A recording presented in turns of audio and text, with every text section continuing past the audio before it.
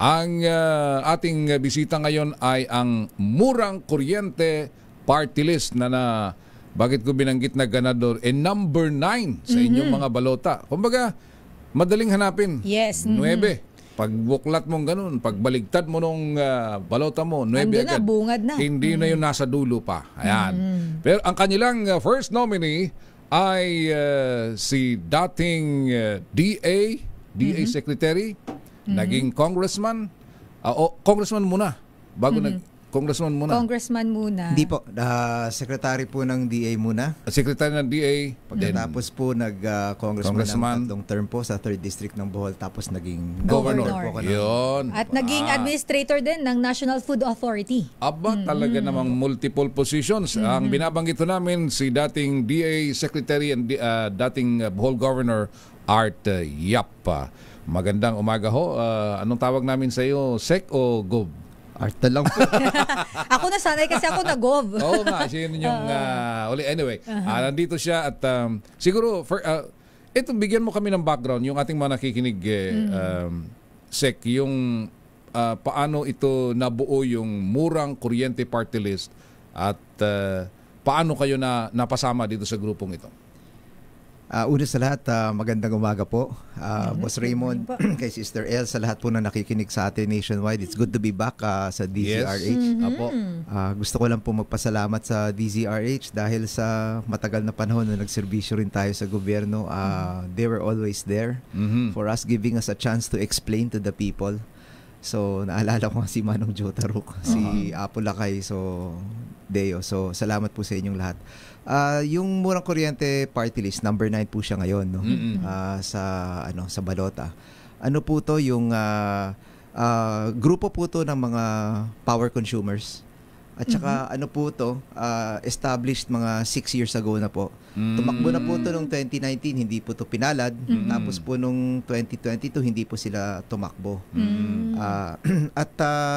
Late na late po ang imbitasyon nila sa akin. Mga ano na po yun, siguro mga September na po yun. Last year? Last year po, opo. Ako po nung nagtapos po ako sa local, parang sabi ko, pwede na siguro yun. 22 years na rin. Sabi ko, I wanted to go back to law practice. Siguro magnegosyo na rin po. Tapos nakausap ako nung mga power consumers. Sabi nila sa akin, wala tayong abogado sa Kongreso. Sabi niya, buti pa yung mga electric co-ops, meron nangangabogado sa kanila doon. So, nobody's taking care of our rights. So, can you consider? At saka kung pwede, 1 week to go na lang, sir, pwede ba? So, ang bilis naman, ang bilis. Opo. But ano ho kasi dati, nung congressman ho ako, naging chairman ho ako ng Economic Affairs.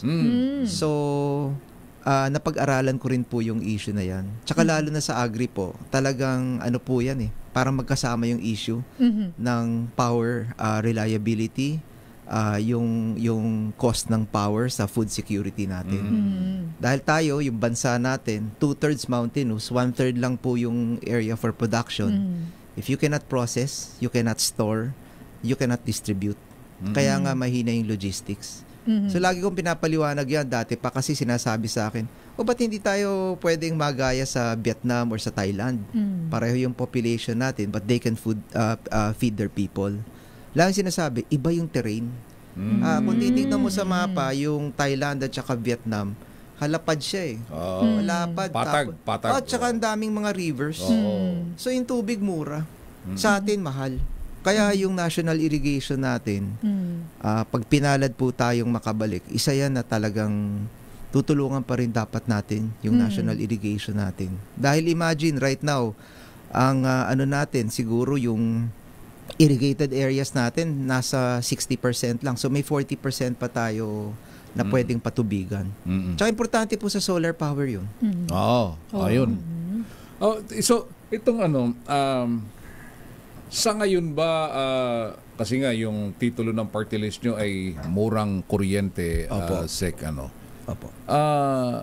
Sa ngayon ba nakikita nyo na especially dito sa Meralco franchise area, mataas talaga ang singil?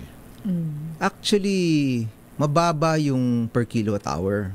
Pero ang pinag-aaralan yung mga china-charge. Yung mga kung ano yung- Oo, may mga Opo, yung mga charges kung eh. ano. Mhm. Opo. Oh. Kaya nga po yung para wala na pong argumento, may Supreme Court decision po dyan. Mm-mm. So, rather than argue about it, gamitin na lang po yung NASECOR. Nagkaroon ng kaso yung NASECOR dyan. It's a Electric Consumers Consumer Group. Nagdala po sila ng kaso sa Supreme Court. Tinanong nga po, ano yung mga charges na pinapatong-patong. Oo. At nagdesisyon yung Supreme Court. Pinababalik sila ng 20 billion po. Mm. So hanggang ngayon, hindi pa po binabalik yung 20B na yun. Oo, kasi tama ka, Sek, kasi kung minsan mas malaki pa yung charges kaysa yung mismong Konsumo. yung konsumo. Opo. Di ba? Kaya lalo ngayon siguro, yan nabanggit nga kanina, halos dumoble daw yung billing natin. Especially, we are speaking of the dito sa area ng Meralco. Halos dumoble. Siyempre, kasi nga, tindi naman ang gamit natin sa kuryente dahil sa panahon. So, paano i-address yung mga ito? Paano yung pagsamahin ito? Kasi yung titulo ng party list nyo is murang kuryente, Opo. pero nabanggit niya tungkol sa agrikultura at Opo. kuryente. Opo. Ano ito paano natin Kalakip. May may connection po talaga. So, ako na-notice ko yon sa food security. Kung wala ho tayong power, doon na lang po sa pagtutuyo.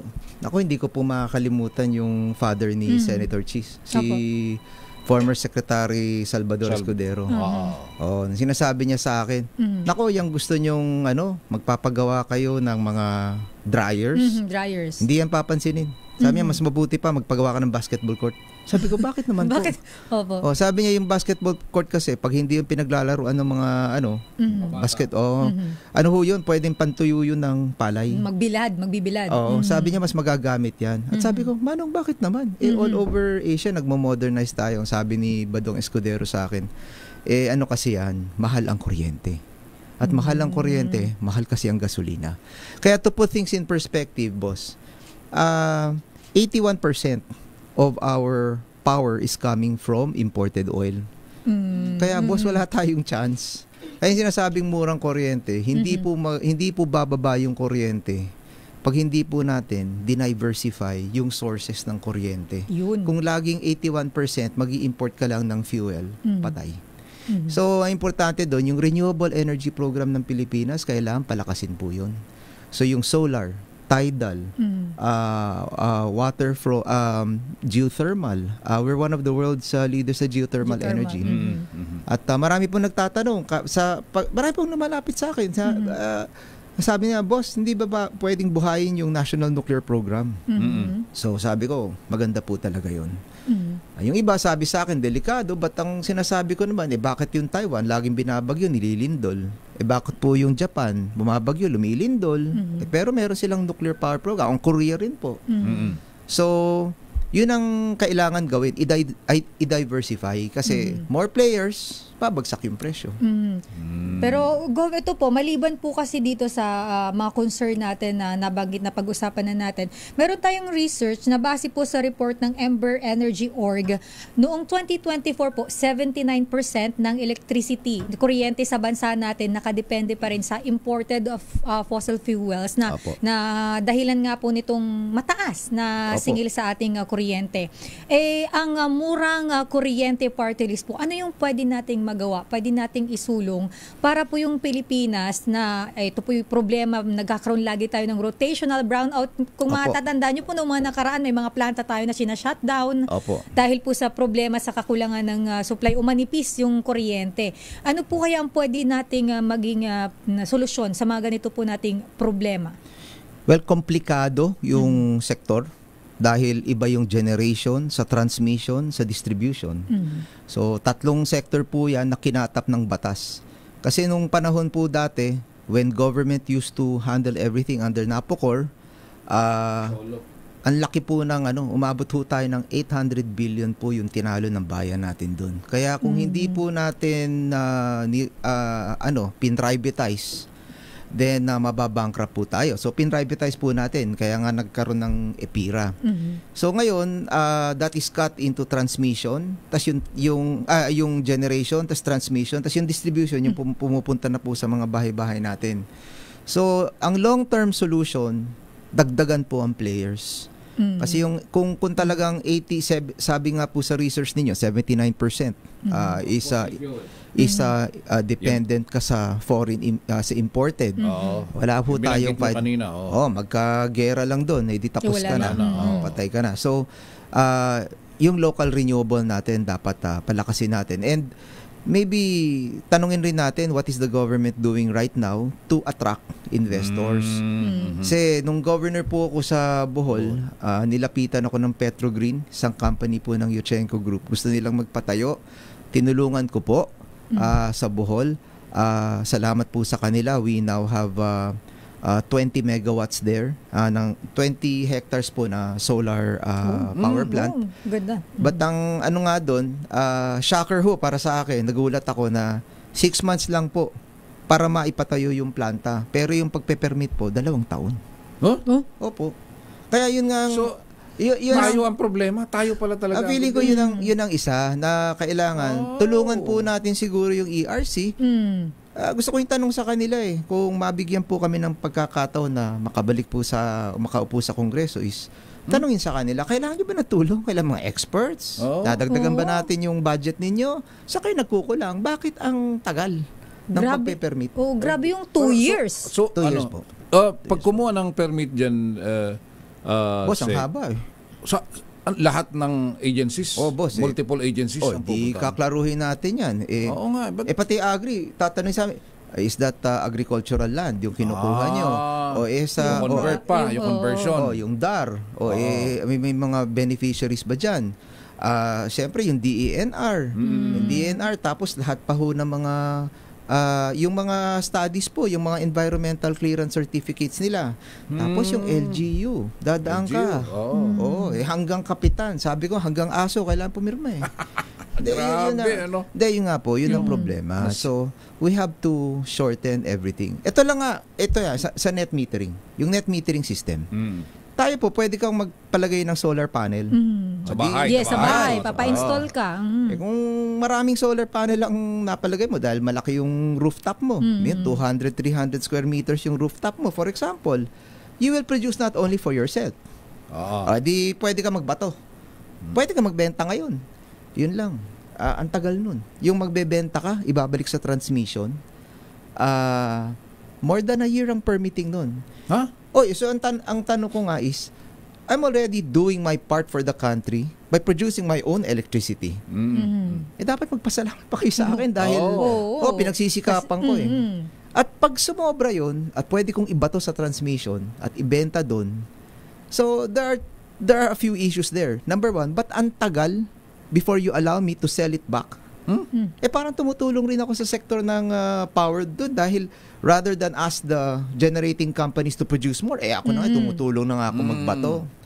Number 2, pag binibili ko sa akin, yung presyong china-charge sa akin pag ginagamit ko, iba sa pag binenta ko. Mura. Mas mura. Mas mura. Bakit? Bakit? Nagpo-produce ako, binibenta nyo sa akin yan ng 7 to 10 pesos. Pagkatapos pag ako nagbenta, 5 piso. 5 piso or lower.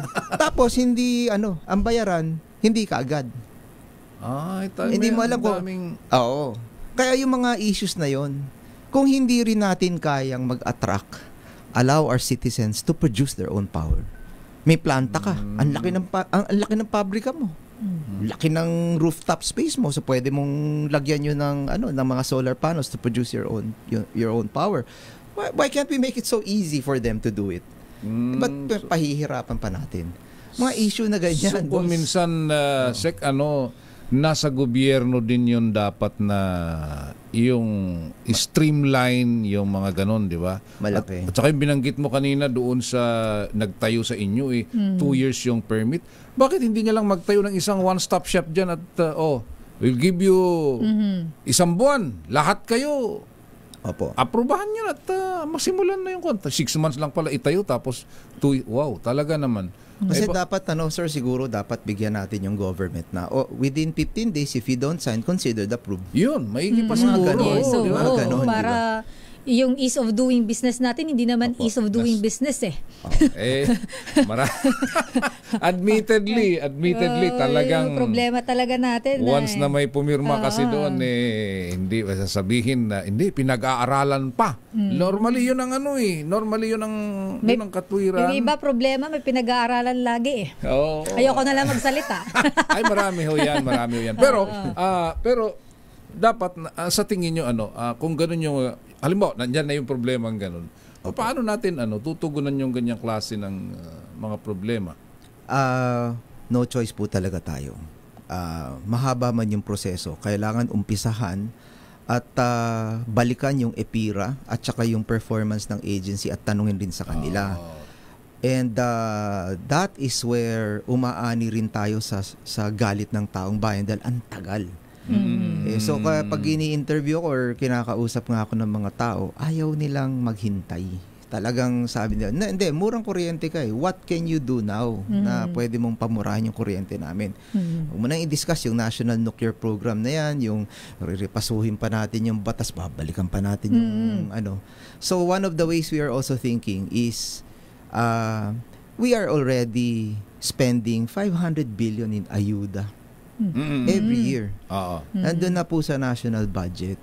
Ang sinasabi natin, a more efficient way of using the ayuda is possibly can we consider taking at least about 50 to 100 billion from 500 billion, kahit na 20% na lang. Tapos ipasok na yung cash discount sa electric billing ng mga kababayan natin, yung mga qualified beneficiaries. So hindi ka na pipila, hindi ka na subject to favoritism, efficient, at saka hindi ka you will hire government employees para magbigay ng mga ayuda sa mga gym, the entire yung yung logistics po nun, very very costly yung pag-deliver ng tulong. So if we establish qualified beneficiaries, tignan natin, hindi naman lahat tutulungan. Tignan natin sa ekonomiya natin, sino yung... May bracket yan, di ba, Sek, no? May bracket dapat na... Most of the CDNE are really paying around siguro mga 3,000 to 5,000. At yun ang makikita mo talaga nangangailangan ng tulong. These are people who are working. Ang take home nila nasa 15 to 30. Hindi man nanlilimos, bagkus kung bibigyan natin ng tulong, I'm sure welcome po sa kanila. Makikita mo sa billing nila yun 3,000 to 5,000 po yun. Nagbabayad ho yun ng buwis. Pero pag panahon po ng bigay ng ayuda, pag nalaman na may trabaho sila, sorry, disqualified ka na. Lalampasan na sila. But they need help. Yes, of course. And they're saying na, kami nga yung nagsusumikap, kami yung nagbabayad ng buwis. Hindi nyo man lang kami matulungan. Siniisip namin, these qualified beneficiaries, baka yun, pwede ho natin bigyan ng ayuda. Straight na ho yung discount. Kahit na 1,000 naman to, bigyan mo lang ng discount, that's 12,000 a year. Tatanong ko sa mga tao, yung 12,000, makakatulong mo ba sa iyo? Yes, sir, makakatulong po yun. Discount pa rin po yun. So, ipasok sa electric billing nila. So, ganun ang distribution. Yung national, kumuha ka ng 100 billion, pasok mo sa lahat ng electric co-ops para sa mga qualified beneficiaries. So, that's one immediate way. The other way is, isa pang mabilis is, lagi nagtatanong yung mga tao, bakit ho yung mga iba naka-jumper cable? Ninanako yung kuryente pagkatapos bakit kami nagbabayad? So kami, boss, yun yung tinatawag na system loss. Ang laki. Yung system loss na yan. Ang sarap Ang sarap po nung system loss na yan dahil kahit na nakawin, pakialam, bayaran yung lahat yan. So ang tanong ng tambayan kami, nagsusumikap kami magbayad. Tapos pag hindi kami nagbayad, mapuputulan kami immediately. Tapos pag may overcharge, hindi rin nagbabalik yung pera sa amin kaagad. Taunan. So, yun yung mga issues na kung gusto natin immediately, i-lower natin yung systems loss. Kasi sa systems loss ngayon, pag private utility kayo, you're allowed to deduct 6%. Umabot ng mga 6% yung charges. Pag electric co-op kayo, 12%. Baka naman pwede natin every year bawasan ng 1%. 1%. Tignan lang natin. Pero yung mga tao nagagalit po doon. Bakit po china-charge sa kanila yung nakaw po ng iba? Kasi yung ngayong nung una, hindi rin, kuminsan yung iba kasi ang pakiramdam yung kapitbahay naka-jumper, okay lang. Siyempre, kuminsan kapitbahayan Kaya lang, lumalabas doon sa bill natin na yung kumbaga 'di ba, yung paliwanag nila na kapag kapitbahayan at may naka-jumper isa dalawa doon, sinasalo nyo lahat yung dapat na kuryenteng bayaran din nila. Tayo mga kapitbahay nila yung mga tagabayad. Yan banggit mo nga Gob, yung pag ikaw at hindi ka nakapagbayad, pinutulan ka ng kuryente, bago maibalik, ang tagal pa. Hindi yung immediate na nagbayad ka man, maya-maya nandyan na yung magkakabit. Di ba, binabaligtad yung metro. Hindi agad babalik. Mag-aantay ka ulit ng... So, talagang medyo masaklap ang kalagayan ng ating mga kababayan pagdating sa usapin ng kuryente. Saka boss ako, I've never read my electric bill. Have you? I never read my electric bill. Ako rin. Until I decided to be first nominee po, hindi ko po pinapakala. Basta nakakita po ako ng billing, nagkukuhumagbayad. Sa takot mo eh. Na Kasi baka maputulan ka eh. Opo. Pero doon po sa billing na yon, 11 line items po yun na hindi mo maintindihan. Ang haba. Yung metering, charge sa'yo. Yung buong system to maintain the meters, charge po sa atin yun. Yung nagbabasa nun, charge sa atin. Yung management, lahat po. So sabi ko, ang ganda ng negosyong to. Parang mali na yata yung ginagawa natin. Sabi ko, kasi dito po, lahat you are allowed under law to charge everything to ensure that you make a profit. That is in the IPIRA and that is legal. So ang question nga doon is, if you're allowing that because we want them to succeed, gusto natin na madagdagan sila. Huwag naman yung sobra na you'll take advantage of us. Kung wala tayong abogado sa Kongreso, yun nga yung challenge doon, who will study those portions of the law? Yun. Okay.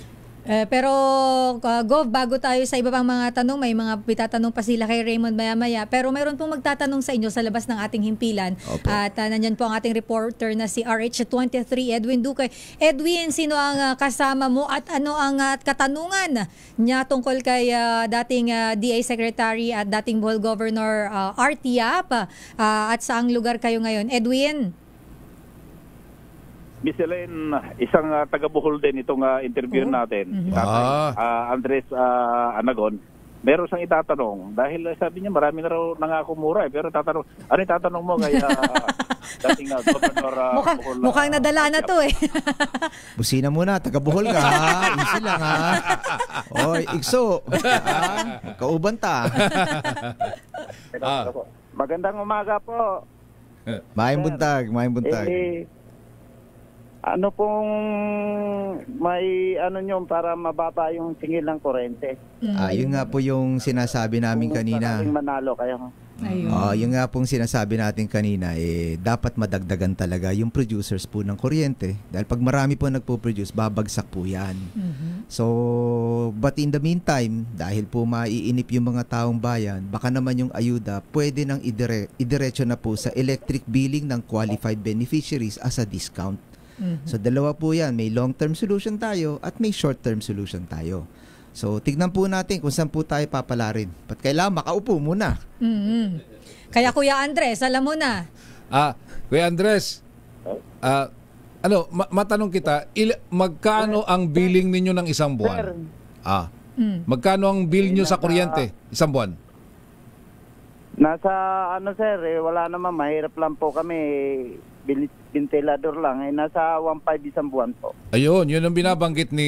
Ventilador lang, 1.5? Ventilador lang. Oo, binabanggit ni Governor at Sec Yap nga, kung yung bawasan natin yung ayuda at doon at itulong doon sa mga ganun, di ba yung level na ganun, no? Opo. Yung nasa 1.5, yun ang gusto mong tulungan eh. Yung 1.5 kasi po yung mayaman, makikita sa bill eh. Oo. Pag kaya niyang bayaran yung 10,000, nakadalawang aircon ho yun, alam mo, kaya. Can afford. Pero yung mga taong nagbabayad ng 1,000 to 3,000, alam mo, yan yung mga nangangailangan ng tulong. Kailangan ng tulong. Ayun. Sila dapat unahin. Yan. Opo. Kuya Andres. Sir, ma'am, kung sakali bang manalo, ano ba? Ano? Kaya natin yan, Kuya Andres. Kuya Andres, marami na kasing nangako na Marami nangako. kaya nga po. Tama kayo, Manong. Kaya nga kami, ayaw namin mangako. Ang sinasabi namin, may posibleng solusyon. Ayun. Hindi po kami nangangako na magpapatawag ng hearing, meron pa tayong pako-contempt, may aawayin pa tayo. Nandun na po sa budget natin yung 500 billion na ayun, nagsama-samang mga ayuda po yun. Ang suggestion lang po natin, an efficient way to use the ayuda. Kasi right now, yung pagdi-deliver po ng ayuda na yun, napakamahal po para sa gobyerno. Ilang billion rin po ang ginagastos natin sa sweldo, sa gasolina, sa panahon po. So, hindi kaya po ba pwede, kahit na meron po tayong 100 billion lang na idiretso po as a cash discount to qualified beneficiaries. And na-compute na po namin yan na kung 24,000 ang maibibigay na discount, that's about 4 million families. So kung 12,000 po per year, that is around 8 million families. Ang magbe-benepisyo. Opo, so mga Andres, hindi po pangako yun. Ang sinasabi namin, the solution is there kung aaksyonan ng mga congressman yan. Eh hindi naman gagawin kung walang nagmamalasakit na ipaliwanag at ipaglaban. So, Manong, di sa nagsaad no? Hindi tayo nangangako. Ayaw natin mangako. Nandun po yung possible solution. So, sana mabigyan tayo ng chance na trabahuin po yun. Sir, sana po manalo kayo sa dating na halalan. Daghang salamat, Manong. Sa tabang nimo, kaluoy sa Ginoo. Magsama-sama kaming mga mga driver ng PUG para manalo kayo. Salamat. Driver si Kuya ng jeep. Ayan. Salamat Thank po. you, Kuya Andres. Mabuhay po kayo. Thank you, Edwin. Ayan na si Kuya. Si Kuya ang madamdamin. At taga-Bohol to, kababayan ni... Madamdamin si Kuya kasi marami na nangako sabi tama din niya. naman Yan sabi ko nga lahat ng nangako at saka ipinangako, di ba? Anyway, thank you. Salamat Edwin Thank you, Kuya Edwin. Andres. Salamat sa inyo. Salamat. All right. Yan. So, siguro yun yung parang yung saturation point ng ating mga kababayan. Parang nasagad na. Opo. Na Kaya actually parang hirap po silang parang pare-parehas kasi sila nang parang ganun po ang lumalabas eh. Ay, malakay pag nagla-live kami sa Facebook, gano'n sa TikTok, grabe yung galit. Talagang walang kwenta ang mga party list na yan. Puro kawatan lahat yan. At hindi natin masisi yun, Rob, di ba? Dito sa YouTube natin. May nag-comment. Sabi, anong pangako, baka naman kikita ka din lang. Oo, di ba mga ganun? Ako, tinanong ako straight eh. Oo. O sabi ko, hindi pa ako contractor. Kasi yun ang tanong sa akin straight, contractor ho ba kayo? Yan ang pinapaliwanag ko po, under the Constitution kasi, 20% po kasi ng congressional seats allocated po talaga sa party list. So sabi ko, kayo naman ang nagluklok sa mga yan sa una. So ang hamon ngayon, kilalanin nyo po at saka yung uupo. Pag hindi nyo po kilala, minsan nakapaskil sa billboard celebrity. Yun ba yung endorser nila? Yun ba yung tumatakbo? Hindi naman. So yun, wag tayong magalit. Kung sabi ko nga have a little faith, tapos next time magpatawag ng charter change, manguna kayo sa linya, sabihin nyo, tanggalin nyo na yung mga provision na yan sa ligang batas. But because it's in the law so while it is there, ang parang hamon ko rin sa taong bayan, kilalanin nyo na lang at saka yung kausa nila. Kung hindi ka happy doon, hindi mo ibigay yung boto doon. Lalo na yung mga nauna na matagal na dyan, na nangako na din. Yun yung sinasabi ni Mang Andres kanina, na nangako na, pero hanggang ngayon, awa ng Diyos. Pa rin. Mga kakuli. Ganda yun. Gagamit ko yan. Wala, medyo just to make it lighter kasi medyo yung talagang binanggit ko, kita mo yun lang, jeepney driver pala si Mang Andres. Talagang siyempre, kahit naman tayo talagang pagdating sa mga kasi di ba Gob, diyan yung di ba kuryente, tubig, wala yung mga ganyan. So talagang wala kung nandyan yung bill mo, pag hindi mo binayaran, putol ka. Wala ka naman choice na mas mura dito. Di ba? Yes, so wala kang option na. Ay, kay ano ko, ito yung alam mo unlike sa ibang, 'di ba, yung mga app. Ay, ito dito ako mag-subscribe kasi mas mura. 'Di ba? Yung mga ganun. Wala tayong ganun eh. So, Gob, okay, Gob, dito sa ating mga ano. So, para lang mapasimple yung ating pag-uusap, babanggitin natin muli at yung issue ng murang kuryente, nabanggit nyo na merong long-term, merong short-term solution. Paano nyo ito yung pag-iikot ninyo? Paano nyo ito ginagawa? Ito, direct kayo sa local o sa tao na mismo nakikipag-usap? Kaya pumunta ho kami sa social media. Dahil napakahirap kung iisa-isahin nyo po. Ang takbo po ng party list para pong senador eh. Oo, nationwide yan. Nationwide. So ako, umuwi na lang ako sa Kabisayaan dahil doon po ako naging governor, nag-congressman ako. So, humihingi ako ng tulong sa mga kababayan ko sa Bohol. Humihingi rin po ako ng tulong dun sa sa Cebu dahil marami sa kanila kilala ko po. But of course, hopefully the entire nation will help. Bakit po? Para naman po sa lahat. Hindi lang naman to para sa Kabisayaan, para sa lahat po to. Ay doon lang po ako medyo nag-focus dahil yun yung mga kilala ko. Kilala ko yung terrain doon dahil ang hirap po. Hindi parang tumatakbo ka ng governor or mayor na alam mo yung teritoryo mo, yung congressman, alam mo sino yung kapitan na lalapitan mo. Dito mahirap. Hindi niyo po alam kung saan kayo huhugot ng boto. At saka first time na sumali kayo sa ganitong klase na nationwide campaign, actually talaga yan, parang senador. Pwede bang siguro para lang doon sa ating mga kababayan, pwede ba niyong banggitin kung sino-sino yung mga personalidad na kasama nyo dito sa murang kuryente party list na ito? Yung second nominee po namin si Attorney Nilo De Pedro po. At yung third po si Attorney Raymond Hinilo. Ngayon pinili ko po mga abogado dahil pupunta tayo sa Kongreso eh. Puro lawyers kayong tatlo. Mga lawyer advocates. So sinabi ko, ang trabaho po ng isang kongresista is repasuhin ang batas, magsulat ng batas, mag-amend ng batas, mag-modify ng batas.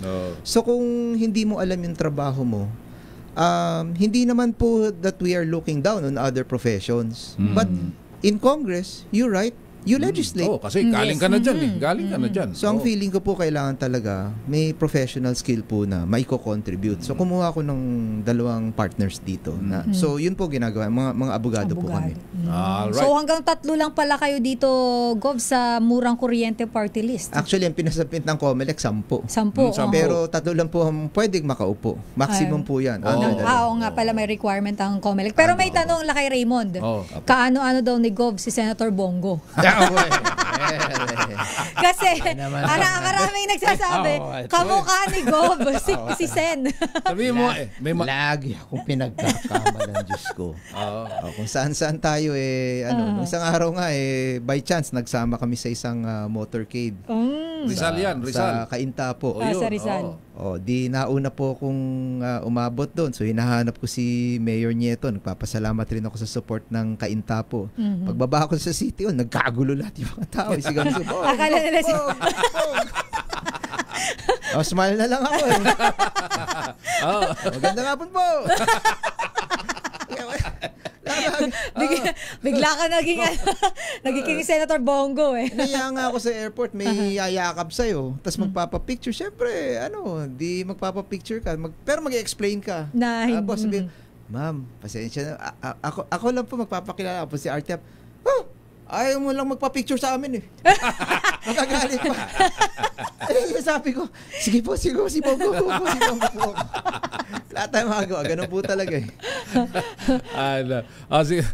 Sa ating panghuling bahagi, Gob, anyayahan ninyo pagkakataon para yung ating mga kababayan na suportahan ang inyong advokasya dito sa Murang Kuryente Party List Group.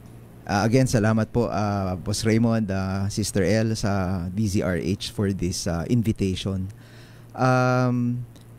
Ang paanyaya lang po namin sa lahat, hindi lang po to for some specific sectoral group. Ang laban po ng Murang Kuryente is for all Filipino families who need that support at this point in time dahil damang-dama na po natin yung hirap ng mga kababayan natin. When I go around campaigning, I see them happy. They try to make the best of the situation, but bakat na bakat po sa mga mukha nila yung hirap. Ako po yung nag-grab every now and then because gusto ko po malaman yung pulso ng bayan. Ganun din po yung sabi nila. Yung driver ko kahapon, si Ryan, ang sinasabi lang nga niya, makatikim lang ako ng aircon. Can you imagine? Hindi pa siya nakakatikim na matulog sa aircon. Oh, grabe po yun. Yung kasama ko po, yung kasambahay ko po, yung cook namin sumisweldo. Okay, we try to give her the best. O, sabihin na, 12,000. Pero yung binabayaran, 2,500. Sa kuryente. 12 sa 2.5. Wala So na, ano po kung maiiwan? Yun. Gamot. Kahit na yung pagpasyal na lang ng pamilya. Hindi po ba importante na magbanding ang pamilya, makalabas po sila, mag-enjoy sila? Hindi po posible, mga kapatid, at the way we're being charged. So ang punto ngayon, wala po kasi tayong nakafocus na group sa Kongreso. Kaya ang paanyaya po namin at yung hinihingi po namin is, why don't we study this? Magkaroon tayo ng abogado sa Kongreso. At yung murang kuryente, handa po yan.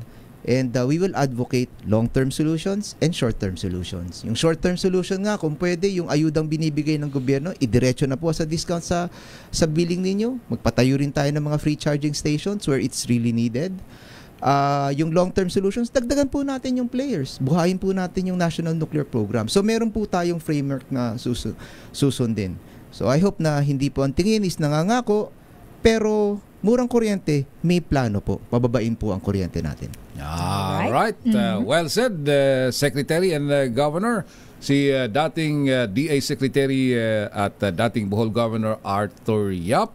Inulit po natin, murang kuryente. Number 9 po. Party list, number 9 sa balota. Madali hong hanapin. Yes. And with that, salamat sa inyong pagpasyal at good luck sa murang kuryente party list na number 9 sa balota at good luck sa inyo sa darating na Mayo. Salamat po. Magandang umaga po sa lahat. Bakit ikaw? The DZRH Job Interview for 2025 Midterm Elections. Magbabalik ho tayo 9:26 ng umaga. Daming